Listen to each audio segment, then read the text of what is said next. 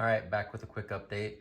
This is the E-Blaze headlight assembly from Polysport that I decided to put on this XR400AF project, and it looks all right.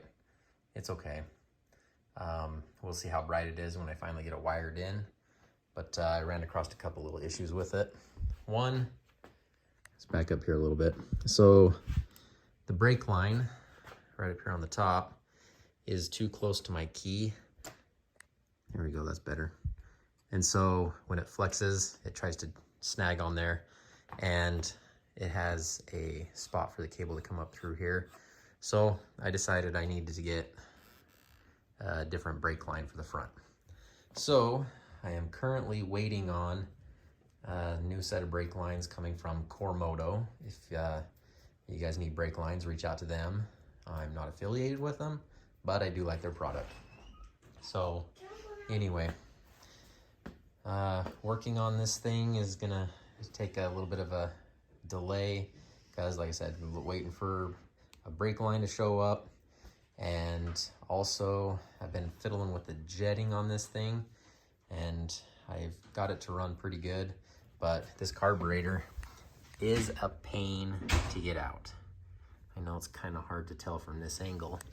Let's switch around here to the other side. And this is the benefits of working in a garage with not enough space. You trip over everything. So that carburetor is in there pretty tight. And that's kind of the gap between the carburetor and the starter motor. So I cut a wrench, narrowed it, and was able to get that off, and was able to get the main jet out. Good luck getting the pilot jet out. It's too tight a space, you can't get in there. So you have to pull the carburetor out to get the pilot out, which is not a lot of fun because this carburetor takes, close to 30 minutes to get out. And there we go, now we're back into focus. So anyway, there's me just ranting about that for a few minutes. Anyway, I did test this bike out, which, you know, if you've been watching the videos, you've kind of seen.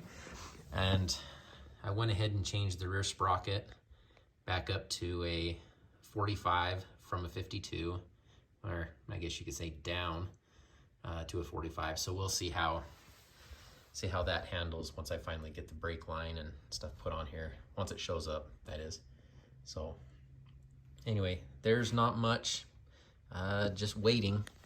So anyway, I will give an update as soon as I get the brake lines back or whenever they finally show up, and we'll get this put on. And then in the meantime, I'm going to dig this bike out, start working on it, and get that project going. I know it's halfway tore apart, but I've got all the parts back so I can get it going. So that's my XR400 detuned project, and we'll see about that one. The other bikes, I'll move some stuff here out of the way. XR400AF, this is the one that I compared it to and did the dry weight, or not the dry weight, but not completely gassed up. Pretty much gas tanks are empty, but it has oil in it. Compared that one to the XR400AF, and they're roughly the same weight if you give or take. This one has a battery, an electric start motor, and these massive solid radiators of sorts, oil tanks. Let's just put them oil tanks, and then an added quart of oil over what stock is. So anyway, they're pretty close to the same weight. So anyway, this is going to be my go-to riding bike. And then these two bikes, a 01 250 and a 2000 250, those things just sit in the corner. Can't sell them. Everybody laughs me off of Facebook or wherever I post them. So anyway, they'll continue to sit there. One day I'll get them back up on the stand, and anyway, here I am ranting. But anyway, that's the story of the life. Projects, you can never get away from them.